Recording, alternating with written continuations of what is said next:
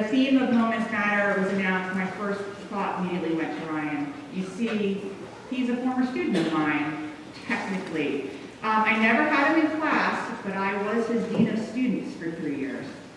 And I think Ryan and I would agree that we had our moments where we both learned from one another in our 3 years together. While some of our conversations were about school rules and expectations, most of them were started with Ryan casually walking into my office, grabbing a Jolly Rancher. I always had like a jar on my desk, grabbing a Jolly Rancher. He would sit on my couch, not the chair that he would sit on in other conversations. He would sit on my couch, prop up his feet, and say something along the lines of, have you ever thought of, I just finished reading this, do you agree? This doesn't seem socially equitable. Do you think we should change this? Or usually the conversation. My favorite time would be when he challenged the decision I had made, or how I arrived at the decision. I always knew when Ryan came into my office, I was going to be held accountable to the through line of my thoughts. Ryan has always known and always has been a fighter for truth and a person who can dig in and examine it. So Ryan Russell is a Morehouse graduate from the class of 2018. While at Morehouse, he majored in political science and graduated summa cum laude. He achieved some scholarship and honors, including the Oprah Winfrey Scholarship, Phi Sigma Alpha Honor Society, which is the Political Science Honor Society, and he graduated Phi Beta Kappa. Ryan was also selected for the Mellon Mays Undergraduate Fellowship, where he conducted research on the relationship between race and property. And as an undergraduate student, he was able to travel through many different countries, including South Africa, Zimbabwe, Ghana, and Haiti. After graduating Morehouse, Ryan was accepted into the Ph.D. program of Politics and Government at the University of Virginia, where he's now in his second year. He has a broad interest in African and African-American political thought, Caribbean political thoughts, and as well as the relationship between race, class, and capitalism. It's really a great honor for me to introduce you to him, and I think as the teachers in this room, you know your students always teach you more than you really give them, and I'm really excited to have him give you guys what I know.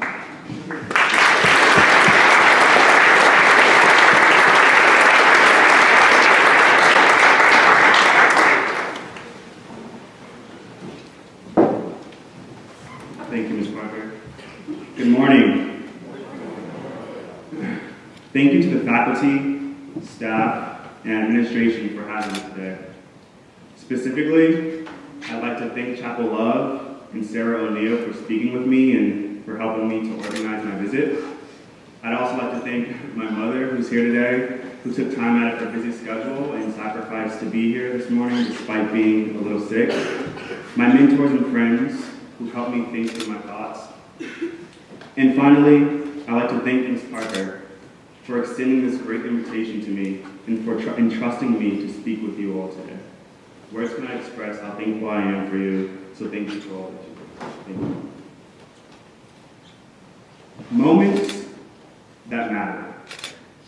I must admit that when Ms. Parker asked me to speak with you all today, I wasn't sure of myself. And I thought that I was not the proper fit.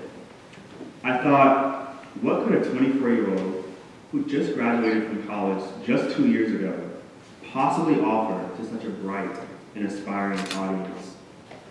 But before I could let these thoughts creep into my spirit and convince me to backpedal on what Ms. Parker called me to do, I pushed those seeds of doubt out of my conscience as quickly as they entered. So before we go any further, and before some of you start to fall asleep on me, I want to pause here to deal with what I believe to be, if we are not careful, the single most destructive feature of our future. And that is self-doubt. The late German-American poet, Charles Bukowski, once put it this way: the problem with the world is that the intelligent people are full of doubt, while the stupid people are full of confidence. Now, I'm not as brash as Mr. Bukowski, and while I'm sure we might all be able to think of one or two people who the latter part may apply to, I want to deal with the former point because I think at some time or another, we have all been crippled with self-doubt. Now, for those of you who have experienced any moments of doubt, what is the most puzzling part about it, I think, is the convenience of when it arrives, or rather the inconvenience. For example, I played soccer all of my life since the age of 3. And for the most part, I was never nervous for a single moment when I played, and I performed with great confidence and always felt confident. That was until it was time for penalty kicks. One time, I kicked the ball over the goal during penalty kicks in my early teenage years, and since then, I vowed to never take one again. From that moment on, if any game came down to penalty kicks, I felt as if I had never played soccer in my life. My heart would beat fast, my mind would start racing, and all feelings of doubt bombarded my entire being. Fast forward to my senior year of high school, my team made it to the quarterfinals of the state tournament, where despite our great efforts, we lost in penalty kicks. Till this day, the toughest part about that memory was not so much that we lost, but that I did not even attempt to try. I was the captain of the team, and when my coach asked me if I wanted to take a shot, I said no. It wasn't because I thought I was incapable, but rather I let one past defeat define my abilities. You see, doubt is not inherently powerful. It is something we give power to without even realizing it at the time. It starts with one bad moment, either when we're young or later on in life. And then over time, we replay that moment over and over in our heads until we finally convince ourselves that we are not good enough, brave enough, or strong enough to conquer our goals. Doubt has a way of manifesting itself into the thing that comes to kill, steal, and destroy our self-worth. It starts with a penalty kick, being laid off from a job, not making the Junior Honor Society or the National Honor Society, or even just being blatantly told that we are not good enough. But I came here to tell and remind all of you to not let moments that are seemingly bad define who you are or what you are capable of, because these are the moments that matter. For some of you who are athletic and play sports like I did, there are some goals you'll miss, some baskets you won't make, and some championships you may fall short of. Even when you give it your all, you may not get the outcome that you wanted, but sooner or later you have to find the meaning in giving something your all, despite the results. Because sometimes the success is simply that you tried your best. And this is coming from someone who's possibly the most competitive person that you will ever meet. But whether you're the most competitive, hardworking, or privileged person out there, the sobering truth of this all is that the world owes you nothing. But that does not mean you can't get what you want. So far, I've spoken mostly about sports, but know that the same thought process applies to academics too. There's nothing worse than studying so hard for a test and not getting the result you wanted, but it happens. There's nothing more dissatisfying than applying for a scholarship that you qualify for and don't receive, but it happens.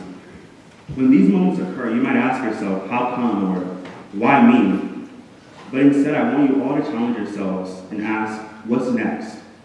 Because the reality is that there is and will always be something next. You just have to keep knocking, seeking, asking, and working, because these are the moments that matter. Before you know it, many of you will be applying to colleges, and by now, some of you already have. When I was in high school, this was the best and worst moment of my life. It was the best moment because I knew I would go to college and further my education, and it was the worst moment because I did not know where I would end up and where I wanted to end up. Looking back on it, much of the reason for my self-doubt had to do with me wanting to go to schools for the wrong reasons. You see, all of my life, I went to a predominantly white private school, and in my graduating class of about 56 students, I was one of 6 black students. At my high school in Virginia, it was the norm to go to big state schools or big out-of-state schools, and those were the schools that we were encouraged to work towards getting into. But those were also the schools where the vast majority of students, faculty, and administration did not look like me. So naturally, God had other plans. I decided that I had interest in going to Morehouse College, a historically black college that graduated students of great stature, from the first African-American mayor of Atlanta, Maynard Jackson, film producers and actors such as Spike Lee and Samuel L. Jackson, and civil rights icons such as Julian Bond and Martin Luther King Jr. However, though I aspired to go to Morehouse, I almost took a different path. At the time, many people and peers questioned why I would choose to go there, either because they had never heard of it, or because it wasn't a school that they would choose. So being naive at the time, I began to question it too. This was not because I thought Morehouse was not a great institution, but because I let the perception of others dictate my purpose and my choices in life. And if we aren't careful, the same thing could happen to all of us, because these are the moments that matter. I tell this story because I know how big of an occasion graduating and going to college is for most of you, and the pressure it places on your lives. But believe me when I say that nothing is more satisfying than choosing your own path. Not your friend's path or your parents' path, but your path. I know this is easier said than done, but when the moment comes, no matter how comfortable and challenging, no matter how uncomfortable and challenging it may seem, choose your path. One of the biggest tragedies in life is that a lot of the time, due to different sociological factors, we find ourselves living our lives for everyone else but ourselves. Whether it's applying and going to schools because it will make our families happy, or acting like someone we're not just to fit in with people who don't even care about us, or choosing a career because societal standards tell us where to go. All of these moments happen when we doubt who we truly are and conform to the standards of others. It was Emerson who said, "Your conformity means nothing." So be authentic and don't run from who you are and who you are meant to be. Do not attempt to dilute your gifts and your talents just to make others around you comfortable. Do not lower your standards at the expense of elevating the appreciation of others. And do not surrender who you are to people who will never understand you or try to understand you. Most importantly, do not allow others people's self-doubt to be projected onto who you are, because misery always loves company. So far, I've discussed what self-doubt is and what it does, but lastly, we have to deal with what to do with it. Self-doubt, though it can be paralyzing, it is not permanent. It is not something that has to live inside us forever, and there are different ways we can do something about it. When I arrived on Morehouse's campus as a freshman, my peers and I were immediately met with a whole host of traditions. And there's one tradition in particular that I will never forget and will always be thankful for. At the beginning of new student orientation week, the freshman class, along with faculty, administration, and parents, gathered in front of the Martin Luther King Jr. Chapel, where we stood before a burning thing. After we stood for a moment in silence, our campus leaders began to pass around pens and pieces of paper to every freshman student. I looked around, and most of my friends, along with myself, had faces of puzzlement. Eventually, our dean explained to us that we were all embarking upon a transitional journey.